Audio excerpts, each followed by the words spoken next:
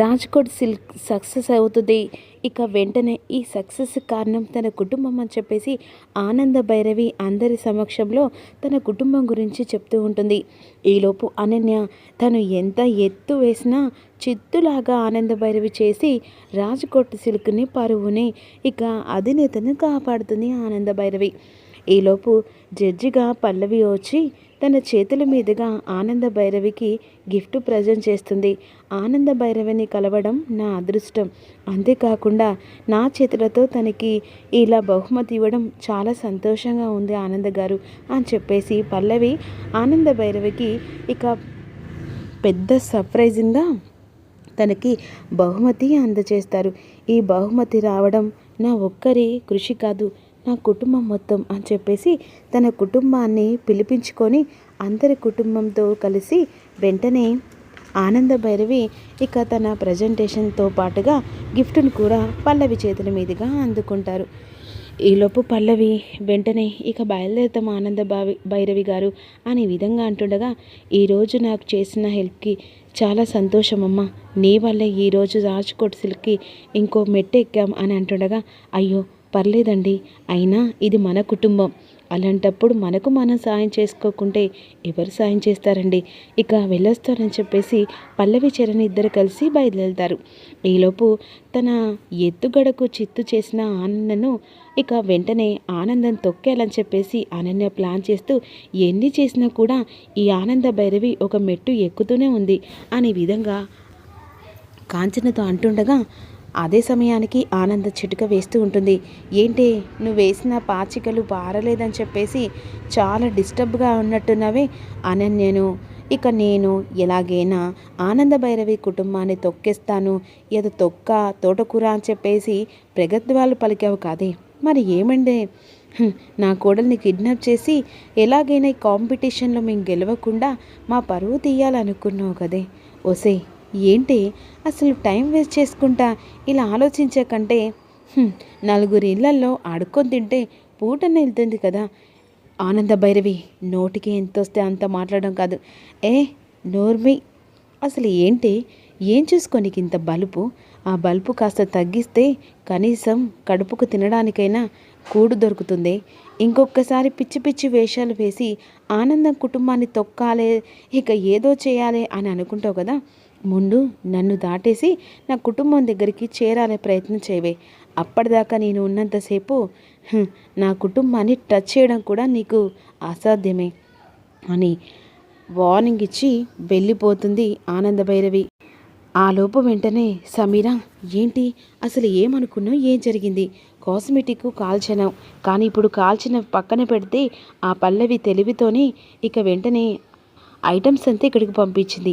ఇప్పుడు ఆనంద భైరవి గెలిచింది, గెలవడమే తన ఓటమి కాదని చెప్పేసి అనుకుంటుంది కదా.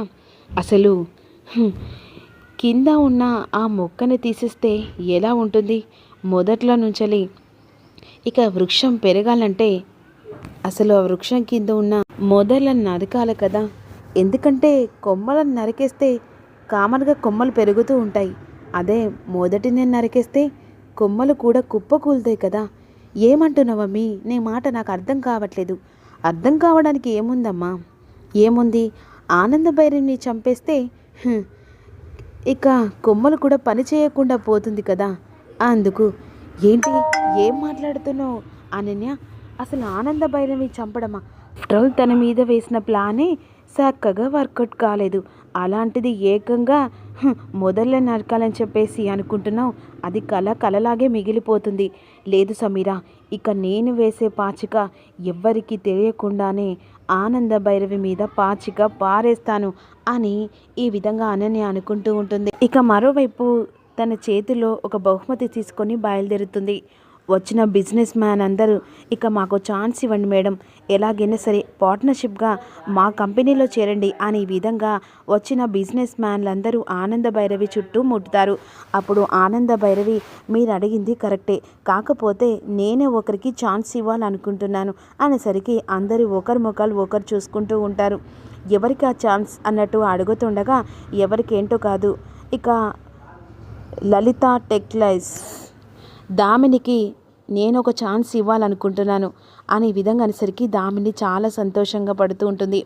ఇక నుంచి దామినికి నేనిచ్చే ఛాన్స్, తను ఇక ఆనంద భైరవి కూతురులాగా ఇక తను ఒక స్టేజ్ అంటే నేనెక్కిన స్టేజ్ కంటే నా కూతురు ఎక్కువ స్టేజ్ ఎక్కాలని కోరుకుంటున్నాను అని చెప్పేసి వెంటనే ఆనంద భైరవి 2 కోట్ల చెక్కు వెంటనే దామిని చేతిలో పెడుతుంది.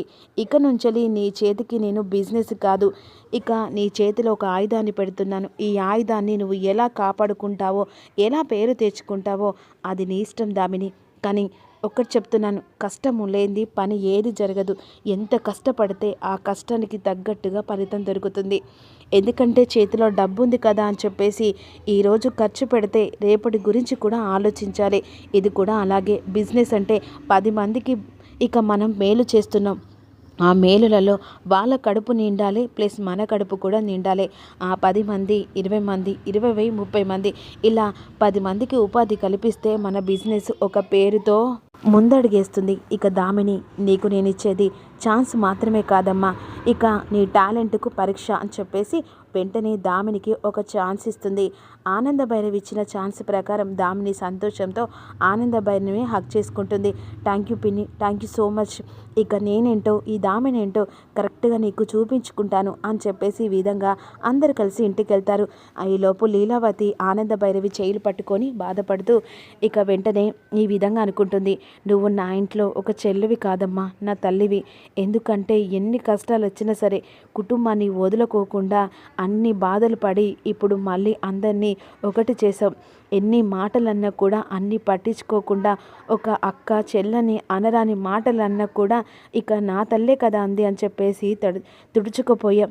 నీకు 2 చేతులు జోడించి కూడా ఇక దండం పెట్టినా తప్పు లేదమ్మా. అక్క, ఏంటక్క మాటలు? నువ్వు ఎవరు? ఈ ఇంటి పెద్ద కోడలివి, అంటే నాకు మా అమ్మవు, ఈ కుటుంబానికి అమ్మవు. అయినా నువ్వు నా కోసం, అంతేకాకుండా ఈ కుటుంబం కోసం ఆలోచించి ఏదైనా మాట్లాడుతావు. అలా అని చెప్పేసి ఈరోజు నువ్వు అన్నవని నేను మనసులో పెట్టుకుంటానా? ఇది మన కుటుంబం అక్క, మనిద్దరం ఒక్క తోడబుట్టపైన. కానీ ఇంట్లో ఎప్పుడైతే కోడలుగా అడుగు పెట్టామో అప్పుడే నువ్వు నా అక్క కంటే ఎక్కువైపోయావు అని విధంగా ఆనంద భైరవి లీలావతి ఇక పొగుడుకుంటూ ఉంటారు. అదేంటి అత్తయ్య, మీరిద్దరేనా?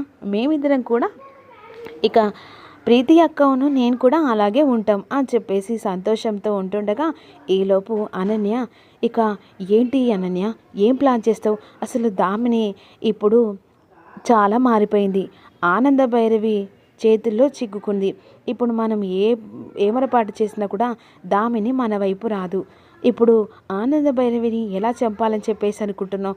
మొదటి ఏకంగా ఇక మొదలునే తీసేస్తా అని చెప్పేశాను.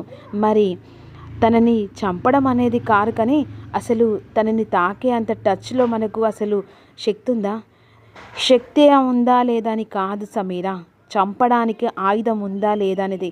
ఇక నేను వేసే ఉచ్చులలో ఆనంద భైరవి ఇరుక్కుంటుంది, చావుతో పోరాడడానికి సిద్ధంగా ఉంది.